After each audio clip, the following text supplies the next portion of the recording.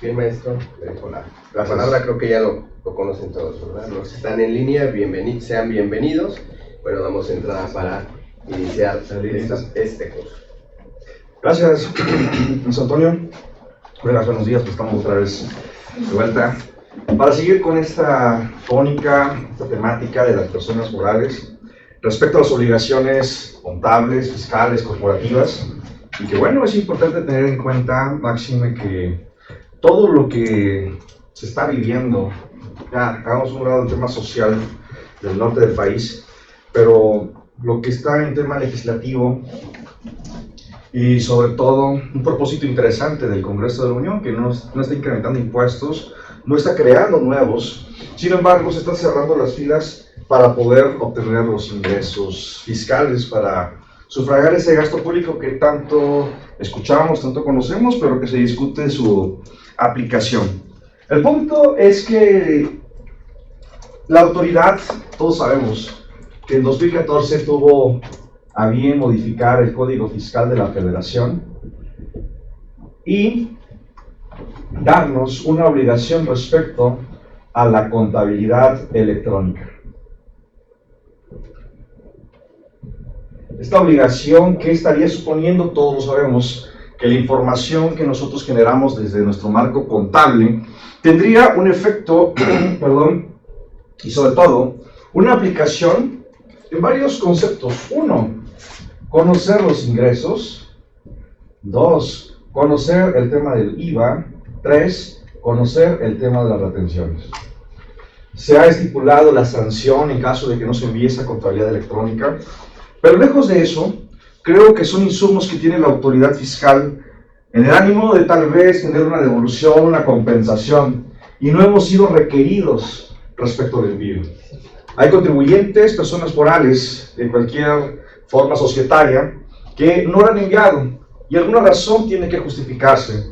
Tal vez porque no tenemos la presión de una multa, tal vez porque no tenemos o estamos en un trámite de alguna solicitud, o simplemente porque estamos esperando hasta que ya se haga un pánico general. Pero vamos a analizar esta obligación, porque no es nada más el cargo y el abono y cómo se impacta desde el punto de vista fiscal, no es la balanza de comprobación expresamente, sino que son otros elementos que de algún modo y en algún punto de los 5 ejercicios que tendría la autoridad para poderlos revisar, se estarían acentuando. No es nada más el tema fiscal, sino que vamos a ver temas laborales, temas societarios, que establece el propio Código Fiscal de la Federación y su reglamento. Pero, antes de iniciar con la parte de contabilidad electrónica del Código Fiscal, vamos a ver algunos puntos a considerar en nuestra balanza de comprobación. Sea cual sea el sistema que estés utilizando, no importa expresamente si estás usando NIF, NIF, US GAAP u otro marco conceptual. Todos tendríamos que estar revisando, porque al final de cuentas, los estados financieros, cada uno con su propósito y utilidad. Pero lo que le interesa realmente a la autoridad tributaria es esa balanza de comprobación. ¿Qué se supondría? Se está enviando de manera mensual 12 balanzas mensuales y una de ajustes, que es la conocida balanza 13. Pero entonces, las cuentas y sobre todo los movimientos que yo vaya reflejando son indicadores que le muestran a la autoridad fiscal ciertos comportamientos. Como por ejemplo, si tuviera movimiento en alguna cuenta de instrumentos financieros, bueno, tendría que ver yo la presentación de operaciones relevantes. Algunas acciones, algunas inversiones que yo tenga, bueno, tendrían que estar justificadas en esta DIOR, la Declaración Informativa de Operaciones Relevantes. Oye, tengo operaciones o tengo cuentas nacionales y extranjeras y partes relacionadas o no relacionadas. ¿Con qué tendría que cruzarlo? Con otra vez la DIOR o la informativa de partes relacionadas. Porque a veces, cuando la declaración anual nos pregunta, oye, formula el estado de resultados indícame qué cuenta por cobrar es parte relacionada, cuál es parte no relacionada. Lo ponemos indistintamente, pero las consecuencias que lleva esta práctica. Entonces, hay que revisar muy bien, ejercicio a ejercicio, qué fue lo que hicimos o cómo es que vamos a cerrar ahorita en 2019 respecto a nuestra información. Y por ejemplo, esta que de repente se nos hace fácil otorgar préstamos a los socios o accionistas y lo registramos en deudores diversos y cuentas por cobrar. Hay que cuidar que los accionistas paguen en plazo menor a un año para no generar dividendos fictos o dividendos presuntos. ¿Y esto por qué? Bueno, recordemos que el artículo 140 de la Ley del Impuesto sobre la Renta nos establece que, y hay que ubicar, el artículo 140 de la Ley del ISR está ubicada en el título cuarto, capítulo octavo. Le dice que es personas físicas y de los ingresos que obtenga por dividendos o utilidades. Y establece en 3 párrafos expresamente la obligación que tiene la persona física de acumular los dividendos o utilidades distribuidos por personas morales. Pero en el párrafo cuarto establece que hay conceptos de dividendos presuntos o dividendos fictos. Una presunción total de la autoridad, más bien de la ley, que hay que tener mucho cuidado. Porque si hablamos, por ejemplo, son 6 fracciones, pero por ejemplo la fracción primera nos está señalando y sobre todo nos indica que si el accionista o el socio reinvierte su utilidad y percibe interés menor o igual al 9%, entonces se entiende que hay un dividendo. La fracción segunda habla también que si la persona moral, si la sociedad otorga préstamos a los socios o accionistas, son dividendos. Pero dice, para que no se considere un dividendo ficto o un dividendo presunto, ¿qué es lo que tendría que estar ocurriendo? Bueno, ya lo tenemos allá. Primero, que el plazo sea menor a un año. 2, que sea una actividad normal de la sociedad, el otorgar préstamos. Y 3, el porcentaje de la tasa de interés, que sea lo que establezca el Congreso de la Unión, que es 0.98%. Pero, ¿qué acaso la sociedad no puede dar un préstamo al socio accionista? Por supuesto que lo puede hacer. Nada más que se tienen que cumplir esos requisitos, que sea en plazo menor a un año, que sea actividad normal de la sociedad. ¿Y esto cómo lo vamos a revisar? Que en nuestro objeto social esté el otorgamiento de préstamos, indistintamente si es una institución financiera o no, sino que sea una actividad normal de la sociedad y que se cobre interés. De repente decimos y llegamos a sugerir, bueno, voy a otorgar el préstamo, pero como es socio, sin intereses. No, tiene que estipularse a efectos de que no se caiga en la presunción que es un dividendo ficto. Tendría que revisar también si estoy analizando la cuenta o valga, los rubros que integran cuentas por cobrar, y si observo deudores diversos y observo accionistas, es un foco rojo. Si yo envié la contabilidad, ¿qué tendría que hacer? Efectuar la corrección. Porque tal vez en este momento el sistema del SAT no tenga la capacidad tecnológica o la infraestructura para decir, bueno, es que yo tengo en el RFC que Juan Pérez es tu socio y veo que en la cuenta de accionistas de deudores diversos aparece Juan Pérez. Yo presumo que es un dividendo que estás otorgando a través del préstamo. No se va a dar así, pero cuando llegue la famosa revisión electrónica y tal vez la autoridad quiera conocer qué es cuentas por cobrar, y sobre todo hay que tener mucho cuidado porque el ajuste anual por inflación no lo revisa la autoridad fiscal. Nosotros lo determinamos con base al 44, 45 y 46 de la Ley del Impuesto sobre la Renta, pero no la autoridad, a ver, ¿este es crédito? Sí, no, y cumple condiciones del artículo 45. Así que hay que tener mucho cuidado. Con eso te digo, no se trata de negar el préstamo al socio, sino que con base al 140, fracción segunda, se cumplan estos requisitos. ¿Sí? Otro caso que se puede suscitar y que de repente también lo llegamos a cometer, sobre todo porque veíamos el módulo anterior, cuando hablamos de los impuestos diferidos, tal vez una teoría de Elías Lara Flores y no de mí, es cuando la sociedad inicia sus actividades, inicia operaciones. Y recordemos que existe dentro del capital social, está el capital suscrito y tenemos también el capital exhibido. ¿Cuál es uno, cuál es otro? ¿Qué dijiste? ¿Que Lara qué? Elías Lara Flores. Pero, ¿cuál fue el comentario? Ahorita vamos. Ahorita vamos con el planteamiento. Porque yo pudiera, en mi aplicación de Elías Lara Flores, hacer un registro contable con deudores y versos. ¿Sí? Entonces, ¿cuál es el capital suscrito y cuál es el capital exhibido? Igual, colegas y amigos que están en línea, si gustan participar, ahí tenemos la forma de cómo nos pasen sus comentarios, a efectos de que también tengamos la retroalimentación por parte de ustedes. ¿Cuál es el capital suscrito y cuál es el capital exhibido?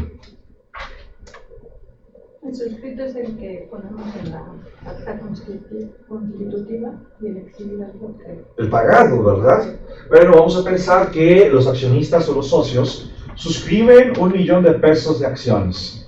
Sin embargo, al momento de la firma del contrato social o de escritura, se exhibe o se paga la cantidad de 600,000 pesos. Se entiende que 400,000 pesos es un capital suscrito, no exhibido. Muy bien. ¿Qué registros contables amerita esta descripción?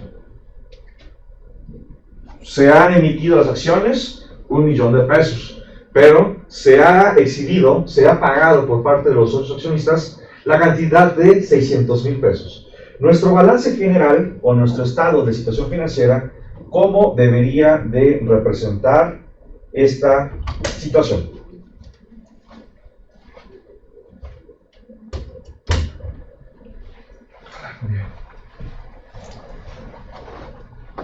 ¿Cómo lo debería de reflejar nuestro estado de situación financiera? Y sé que estamos iniciando operaciones, pero a lo mejor empezamos a tener algunas ventas en el mes siguiente y es ahí donde se configura.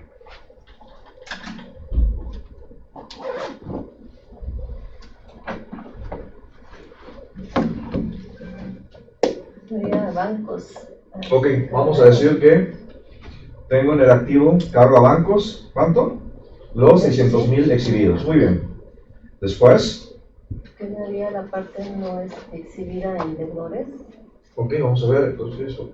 Voy a poner aquí cuentas por cobrar, deudores diversos, los 400,000 suscritos no exhibidos y capital.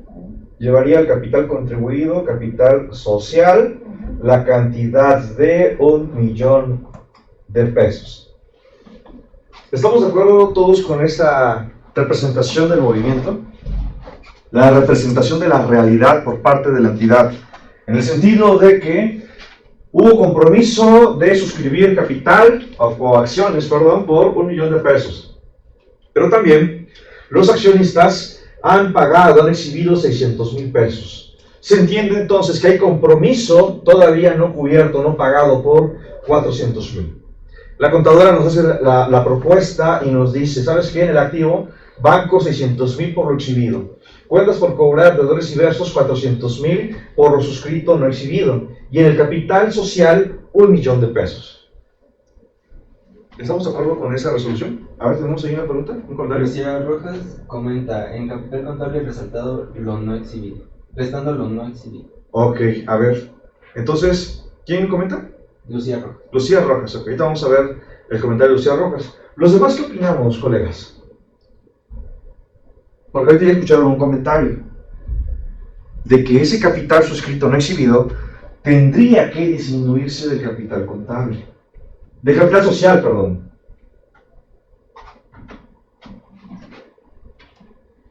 Y esto lo comento en el sentido que aquí estamos con la cuenta de deudores diversos. Y si aparece el nombre del accionista, ¿sí?, fríamente la autoridad me podría decir y podría indicar, ¿sabes qué? Son dividendos fictos. Y pensemos que el accionista exhibe o liquida su adeudo en 1 mes, 2 meses, 3 meses. Por favor. Lucía Rojas, lo no exhibido no va en deudores, va en capital como cuenta complementaria según mí. Correcto, ok. ¿Los demás qué opinamos? Los que estamos aquí.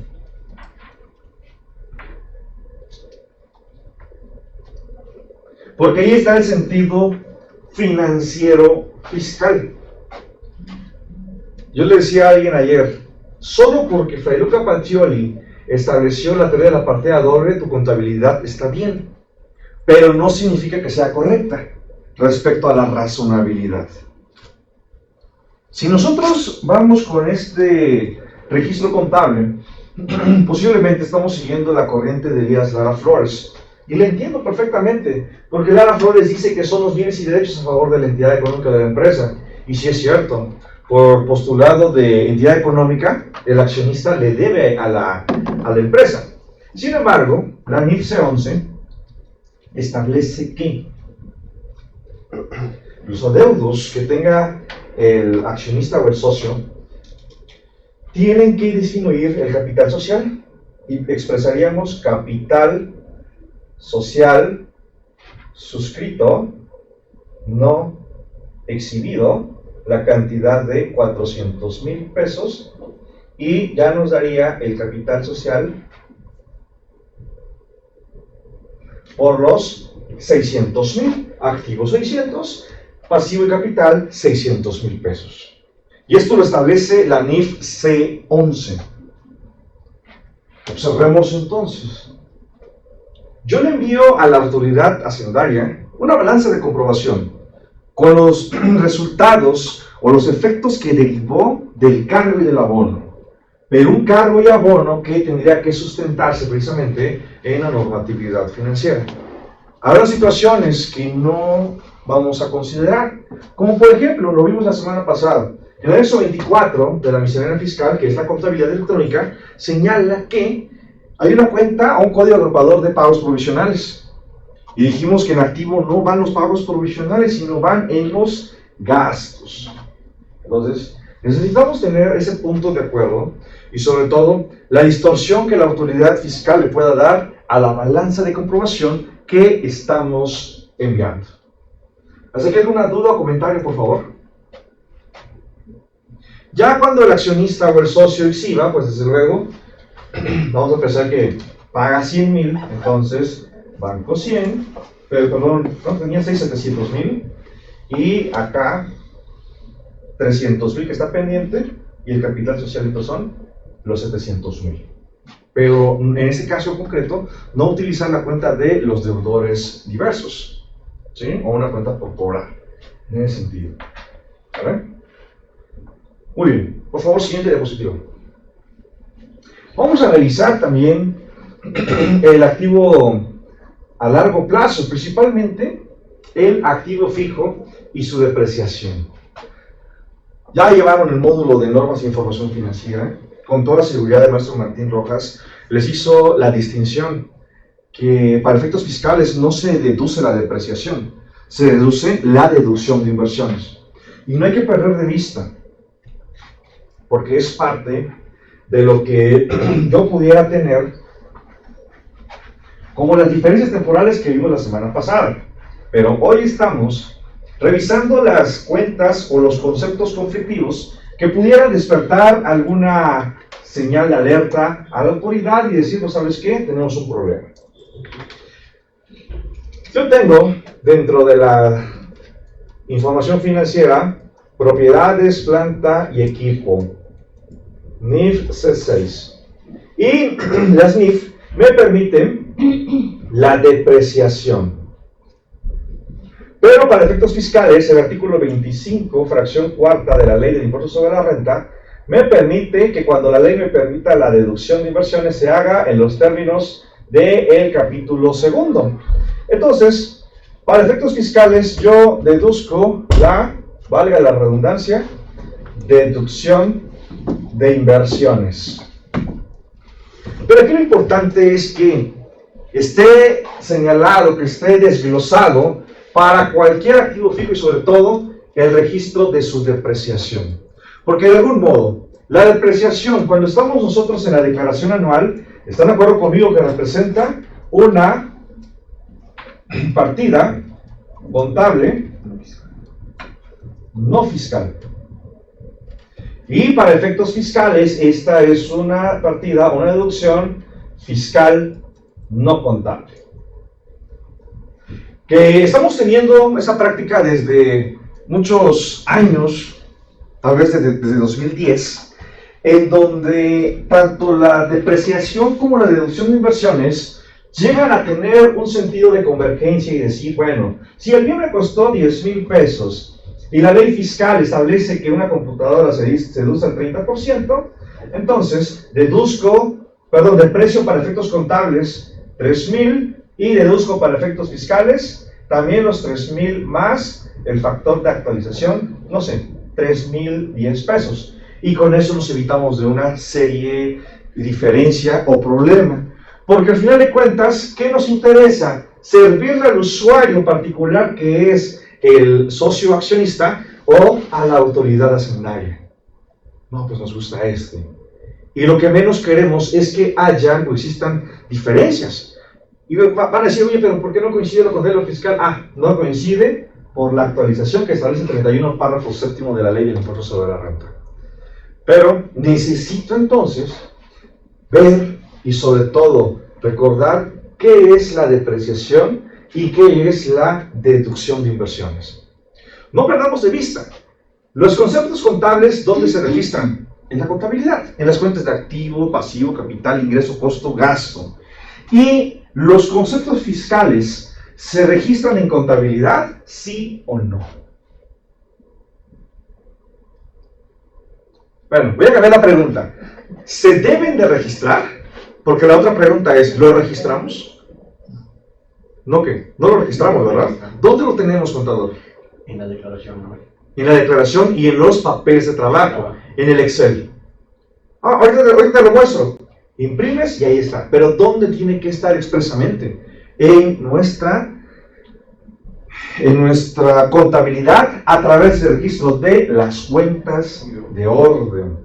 Toda deducción que utilicemos para efectos fiscales tiene que estar representada en las cuentas de orden. Entonces, ¿qué es la depreciación? Si al rato alguien tiene algún evento social, boda, 15 años, tal vez te pregunten. Y bueno, pues vamos a... ¿Qué es la depreciación? Sí, sobre todo, ¿no? Es un tema de conversación. Sí, claro, sucede. Oye, ¿qué tal la novia? Sí, bien y todo. ¿Y la Oye, depreciación? ¿qué es la depreciación? Pues ahí hay preguntas. ¿Qué es depreciación, compañeros? Es la disminución del valor del activo. No. Por el paso del tiempo, diríamos, ¿no? Pero esa es la teoría económica. Pero la ANIF, ¿qué establece? Porque de repente el empresario quiere conocer, oye, ¿por qué no estás depreciando? Él te va a decir, se está demeritando su valor. Yo le voy a decir, bueno, la verdad es que no lo hice, no sabía. Pero la depreciación, ¿cómo se...? ¿Tengo visión acá? ¿Sí? La depreciación, ¿cómo se va a conceptualizar? Es la distribución sistemática del valor de un bien a través del tiempo. ¿Solo del tiempo? ¿Perdón? ¿Solo del tiempo? Sí, porque tú vas, por lo general es el tiempo, pero en función al método de depreciación.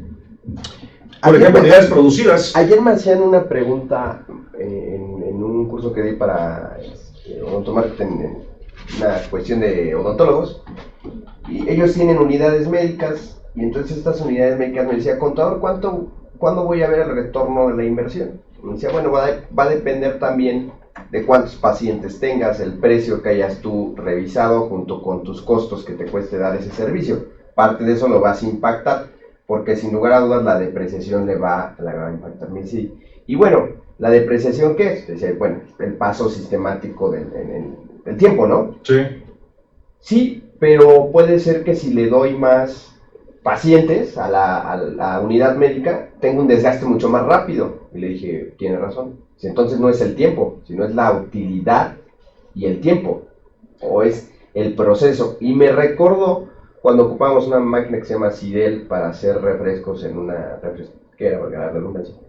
Y en esa máquina obviamente se depreciaba con base en unidades producidas. Claro. Entonces, me queda ahorita que estás tomando literalmente la definición. Si es solamente el tiempo. No. Sin lugar a dudas de... Conceptualmente o generalmente es el tiempo. Okay. Pero este que comentas unidades producidas tiene mucho que ver. Pero también se calcula en tiempo, ¿no? O sea, sí calculamos las unidades producidas, pero ¿en qué tiempo? Al día, en hora.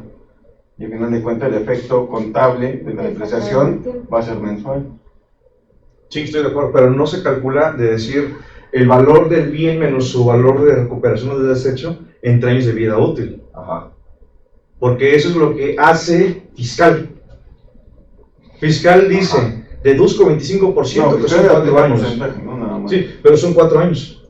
Ajá. Sí, te das, o sea, Ok. contablemente son años. Contablemente son 3 formas de poder deducir, ¿no? Bueno, depreciar. Anden, exactamente. Entonces ahí ya decides tú qué forma lo vas a ocupar y es como lo vas depreciando. Así es. Es como por ejemplo, el dentista, ¿no? Esa, ¿cómo se llama la maquinita esa que... ¿Cómo se llama? ¿Ah? La fresa. La podríamos depreciar en función a años lineales, valga la expresión. Pues Sí. Sí, en ese caso sí. sí. Sí, en ese caso sí. Sí. Sí. Es que calculas el número de pacientes que vas a tener al día, ¿no? Digo, tal vez ahí el rango de que no en todos los pacientes se ocupe la presa. Exacto. O sea, ahí son criterios, como dice la contadora, los criterios que utilizarías para tu método de depreciación. ¿Sí? Entonces, salvo lo que comenta Antonio respecto al tiempo, hay un desgaste, pero representaría la distribución sistemática del valor del bien a través del tiempo. ¿Sí? 5 años, 8 años, 10 años, ¿no? ¿Por qué? Porque ahora sí, ¿en qué interviene la palabra tiempo? En el resultado del ejercicio. Se supone que cada periodo que se va depreciando, sea cual sea el método de depreciación, yo hago un registro contable. Cargo a gasto, cargo a costos, según sea el tipo de activo de propiedad, planta y equipo, y lo abono ¿a dónde? A la depreciación acumulada.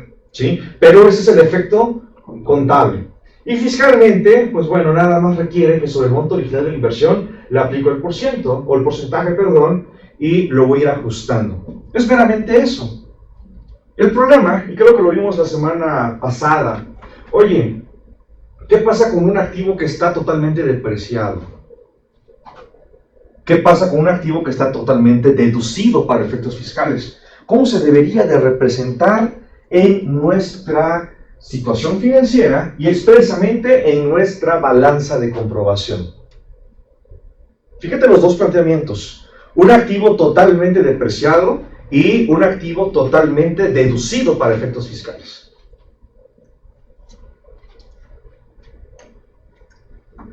Alguien me comentaba esta semana, no, pero es que yo tengo que reflejar en el estado de situación financiera, propiedad, planta y equipo, valor neto, 1 peso. ¿Es cierto?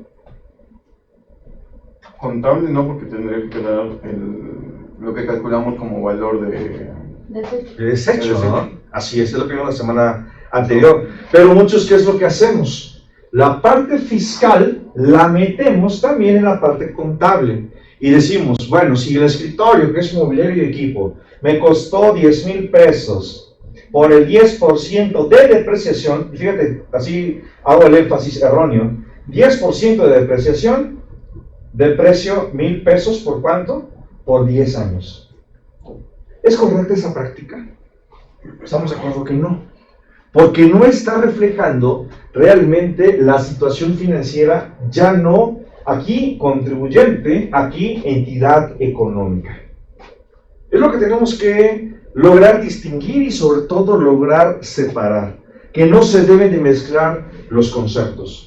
Que la comodidad nos ha llevado a eso. Pues bueno, no me interesa investigar ese escritorio, cuál será su valor de desecho, de rescate. No, todo. Y al final de cuentas vas a decir, bueno, son 10,000 pesos del valor del bien menos 9,999 de depreciación acumulada y me queda un peso. Y eso no es cierto. Pero alguien nos va a decir, pero Mario, es que si la autoridad logra ver en mi balance de comprobación valor neto que la depreciación acumulada son 8,000 y el valor neto del activo son 2,000 pesos, me va a cuestionar, me va a decir que ya no tengo derecho a la deducción. Pero eso es contable. Fiscalmente yo voy llevando en las cuentas de orden y en los papeles de trabajo el control de esa deducción de inversiones. ¿Sí? Es por ello que nuestro catálogo de cuentas, lejos de ser fiscal, tiene que ser financiero en los conceptos de activo, pasivo, capital, ingreso, costo, gasto. En las cuentas de orden, yo te podría decir, ¿sabes qué? ¿Por qué no llevamos en las cuentas de orden el valor original del bien, el monto original, y le vamos quitando lo que es la depreciación? Bueno, la deducción de inversiones acumulada, que vaya ejercicio por ejercicio, para que cuando la autoridad vea, oye, ¿por qué contablemente tienes 2,000 pesos y sigues deduciendo la inversión? Ah, porque yo estoy siguiendo NIF C6, propiedades, planta y equipo. ¿Sí? Es un cambio que tendríamos que estar realizando. Lo platicamos la semana pasada, que Diego, por ejemplo, ya está metiendo notas de estados financieros. Los demás que implementamos esta semana para nuestros clientes. O por lo menos tengamos propósitos. Voy a hacer esto, voy a implementar este control, etc. Bueno, continuamos. Si tenemos activos intangibles, tenemos que ver la forma en cómo se van a respaldar. Ayer estaba compartiendo un curso en línea acerca de los activos virtuales, las criptomonedas. Imagínate. Alguien en Oaxaca me preguntaba, y este tema, pues es interesante, porque, a ver, ¿quién de los presentes tiene inversiones en bitcoins?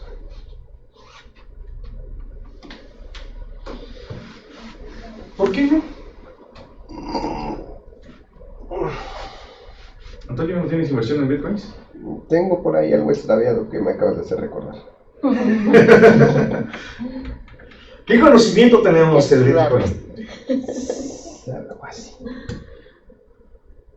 Pues es una moneda virtual, por así decirlo, ¿no? Que empezó, su precio era, al no ser tan reconocida, era muy bajo. Sí, claro. Al empezar a crear operaciones con monedas virtuales, su valor fue incrementando. Entonces, los mayores beneficiados fueron los que adquirieron bastantes Bitcoin al inicio, y ahorita su valor está como si no al 500% más o menos por ahí, si no es que más. Es correcto, ahorita vale 152,000 pesos cada Bitcoin. ¿Sí? ¿Y quiénes son las principales personas que tienen estas monedas virtuales, o activos virtuales? Pues nosotros como personas que lo queremos como hobby. ¿Sí? Pero alguien en Oaxaca me dijo, oye, es que hay una empresa, una abogada me dijo, hay una empresa que quiere invertir en activos virtuales. Una empresa, no es una persona, no es un joven que le sobró dinero y vamos a ver qué le hacemos. No, es una empresa que quiere tener activos virtuales. ¿Y cómo lo voy a incluir o cómo lo voy a manifestar otra vez en mi estado de situación financiera? Bueno, tenemos una NIF en auscultación que ya está próxima a liberarse para 2020, la NIF C22, y nos menciona que son, en lo general, activos intangibles. Está bien, no me preocuparía por las características que llega a tener. El problema es, como dice Diego, que a lo mejor en el 2009, cuando se liberaron las primeras monedas virtuales, el Bitcoin, pensamos que tenía un valor de 1,000 pesos. Hoy, 2019, después de 10 años, el valor es de 152,000 pesos. El miércoles daba esa plática ahí en la Facultad de de negocios y valió 500 pesos de 5 de la tarde a 8 de la noche. Tenemos una pregunta. Por favor. Susana dice, ¿qué se debe de hacer para dar de baja el activo fijo de nuestra contabilidad? Tengo entendido que se debe de presentar una carta de baja de activo a las autoridades. ¿Es correcto? Bueno, tendríamos que ver cuál es la razón de la baja. Si es porque ya no funciona, es una computadora, ¿no?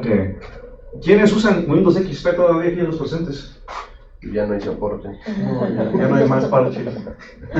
Pero es la más confiable, ¿no? Que para el SUA y todo eso, ¿no? Pero dice, no es que la computadora es Pentium, Celeron, ya de las más obsoletas, pero funciona. Pero decimos, ¿sabes qué? Ya no nos va a ser útil para lo que queremos. Lo que hacemos nosotros es que un tercero, un ingeniero en sistemas, con título, con cédula, nos dé un pequeño diagnóstico. Por las características, ya no aguanta, o ya no soporta la memoria RAM en estos programas, estas características, y con eso es que le damos de baja al activo. En tanto, se trata de que ya no es útil. Si ya fue extraviado, fue robado, pues bueno, con la denuncia al Ministerio Público. Pero si yo le doy de baja porque ya no satisface mis necesidades, entonces con ese documento se supone que dejo de depreciar y dejo de efectuar la deducción de inversiones. Porque dice el 31 fracción sexta de la ley de impuestos sobre la renta, que cuando las inversiones dejen de ser útiles, entonces se va a deducir el saldo pendiente de deducir. Esa es la característica o la distinción. Susana, ¿verdad? Sí. Susana, ok. ¿Algún otro comentario que tengamos? ¿No? Bien. Entonces, ¿qué es lo que debe de hacer nuestra empresa, nuestra persona moral, si mañana nos pregunta, oye, contador, contadora, quiero invertir en activos virtuales, ¿qué me recomiendas? ¿Qué comentarios me puedes hacer? Bueno, en primer lugar, Es que lo puedes perder todo de la noche a la mañana. exacto. Sí, así como subió algún factor que impacte realmente en dejar de poder hacer el mismo número de operaciones con ese tipo de moneda, el impacto va a ser inverso. En agosto valía 230,000 pesos, hoy octubre 150,000. Viene a la baja. ¿Y qué va a ocurrir cuando Facebook libere su moneda virtual? Libra. Va a haber mucha variación. ¿Sí? Pero pensemos, el activo virtual yo lo puedo utilizar para dos maneras, o con dos usos. Uno de ellos puede ser que lo utilice como forma de pago y la otra como producción de activos virtuales, ¿sí? Que los voy intercambiando para generar más, ¿sí? A través de la minería de activos virtuales. El problema es que, financieramente hablando, la NIF C22 le estaría dando un tratamiento de intangibles. ¿Cómo fue que los adquirí? ¿Qué plataforma se utiliza por excelencia para tener los activos virtuales? El Bitcoin. Es el Bitso. Ya, sí, Bitso. ¿Bitso qué me da? Como comprobante de que adquirí un activo virtual, dos activos virtuales, ya sea Bitcoin, Ethereum, Ripple, ¿cuál? Código. No hay un comprobante como para que yo diga, compré la computadora y aquí tengo el comprobante fiscal de Ofistico. Compré tantas monedas virtuales, ¿qué comprobante tengo para que yo pueda demostrar la forma en cómo se adquirió el activo intangible? Lo que se estaría esperando, ya que tenga forma aquí en México, es que si yo tengo, por ejemplo, un Bitcoin que hoy vale 150,000 pesos, al 31 de octubre, pensemos que vale 200,000 pesos. Financieramente, ¿lo que debo de hacer? Pues desde luego, una valuación y reconocer la ganancia o la pérdida que pueda tener. Pero algo muy importante, le llamamos le llamamos criptomonedas, monedas electrónicas, pero no es su concepto jurídico, son activos virtuales. ¿Quién lo dice? Lo dice la ley FinTech, lo dice la Ley Federal para la Prevención e Identificación de Operaciones con Recursos de Procedencia Ilícita. ¿Por qué? Porque no son monedas. Simplemente porque no tienen un respaldo de la banca central. México no las reconoce como tal. La moneda en curso legal, ¿cuál es? El peso mexicano. ¿Y cómo se representa? A través de monedas, a través de billetes y a través de las monedas conmemorativas, por alguna fecha especial o algún personaje. Es lo único, pero no le puedo llamar moneda virtual o criptomoneda. Bueno, esa es una primera distinción. La segunda distinción, yo compré este activo virtual en 150,000 pesos y pensemos que alguien dice, quiero comprar una maquinaria que cuesta 1,000,000 de pesos y me aceptan, no sé, 3.7 bitcoins. ¿Qué tratamiento le debo de dar? Porque partimos que no es una moneda. No es una moneda reconocida por Banxico. Y si vamos al Código Civil Federal, tendríamos que preguntarnos, bueno, si no es moneda, hablamos que es un bien. Puede haber bien tangible o bien intangible. Sabemos que este expresamente es un bien intangible.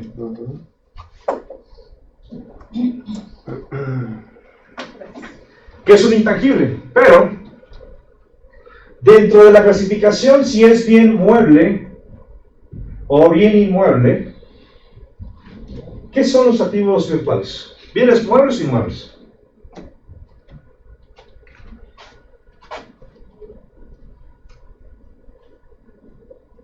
Mueve. ¿Perdón? Mueve. ¿Por qué muebles? Pues porque se pueden llevar de un lado a otro, ¿no? Ok. ¿Qué opinan los demás?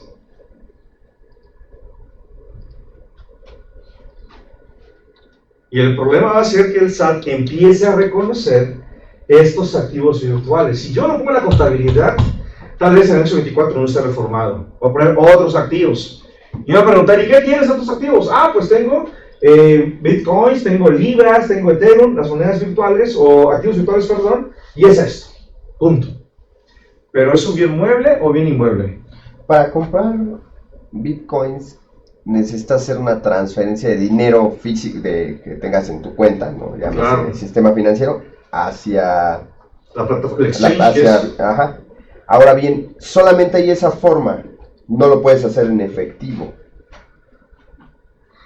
Entonces, de alguna u otra manera, a fuerzas, tendría que pasar este dinero por el sistema financiero. Es a fuerzas, no hay otra forma. hay dos, o sea, puedes hacer la transferencia o puedes hacer por depósito estaba viendo en Bitso, en Oxxo. Eso es lo que tengo dudas. Sí se puede, pero ¿hasta qué monto? Dice que hasta 4,500 pesos. Cuando te inscribes, 4,500 pesos. ¿Diario? En tu primera operación. En la primera, y luego, Ya sería con transferencia. O sea, tu dinero sale de tu... pero nunca puede Una hacer en paga la efectivo. cuota por empezar a Ajá. manejar ese tipo de monedas. Exacto. Bueno, ese tipo de... Pero en efectivo no lo puedes, nada más la primera vez, ya después. Exactamente, cuando Tendrá te con que la hacer. transferencia. Es correcto. Entonces tiene que pasar por. Y Entonces, estaba eso te yo- podría cuestionar, bueno, la salida del dinero en banca electrónica no le veo problema, sino que nuestras empresas, nuestras entidades económicas nos digan ese planteamiento: quiero invertir en activos virtuales, quiero el Bitcoin, o quiero invertir en Libra cuando Facebook las libera. Pero bueno, jurídicamente, de acuerdo al Código Civil, ¿son bienes muebles o son bienes inmuebles? Aquí la contadora no tiene su nombre.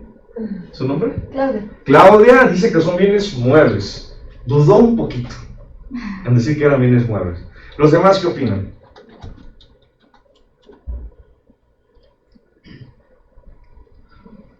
Y justificó que los muebles se pueden mover de un lugar a otro. Pero un intangible se puede clasificar en mueble o inmueble. Si es intangible. Estamos viendo que ese es otro tipo de... Estaría más bien clasificado como intangible, no lo puedo ver. O sea, sí le puedo dar un valor de acuerdo a las tablas que se manejan, Sí. pero no lo puedo ver como para moverlo o no moverlo de un lugar. Lo puedo mover de plataforma, pero una plataforma sigue siendo algo virtual, algo intangible. Ok. Es como algo intangible volverlo mueble o inmueble.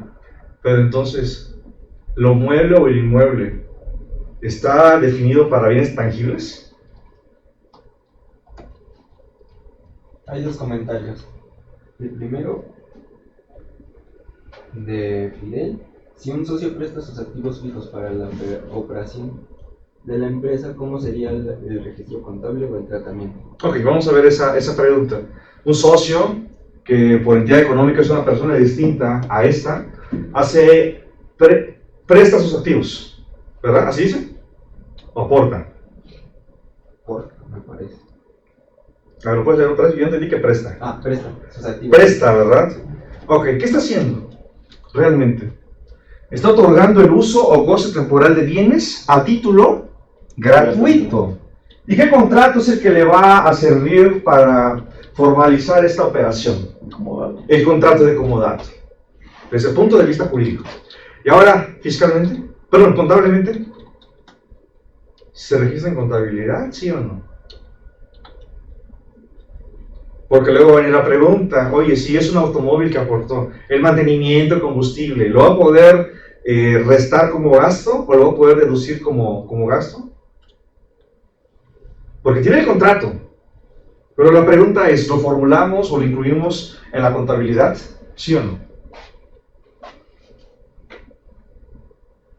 ¿Los prestados? Tengo un contrato de comodato. Jurídicamente ahí está. Pero la pregunta que creo que por ahí va, el combustible, el mantenimiento, seguros, tenencia, bla, bla, bla, los paga la empresa, pero el bien es del socio. ¿No ven contabilidad?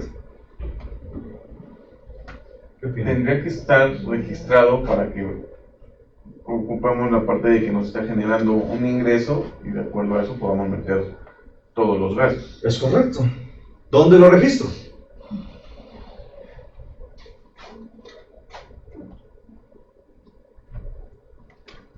¿Dónde A registro? final de cuentas es un activo, ¿no? ¿Perdón? A final de cuentas es un activo. Es un activo, pero ¿qué dice la NIF A5 respecto al activo? Que es un recurso controlado e identificado por la entidad. En este caso se aplicaría, ¿no? Está controlado porque me están dando el uso hijos. Ok. ¿Y lo depreciaría?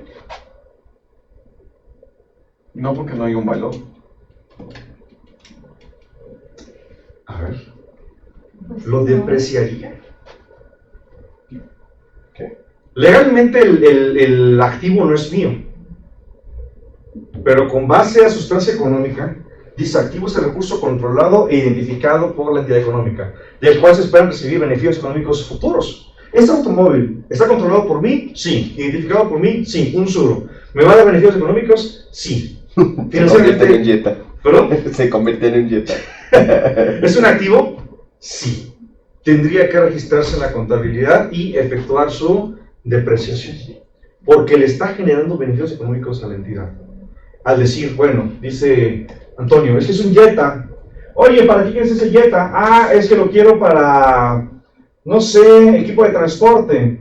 Ah, muy bien. ¿Y eso te genera ingresos? Sí.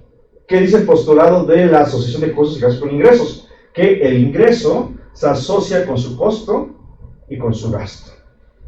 Tendría que estar registrado en la contabilidad. ¿Pero a qué valor? El valor de mercado. El valor que yo le pueda asignar, ahora sí, otra vez, el postulado de valuación económica. El valor más objetivo. Libro azul, por ejemplo.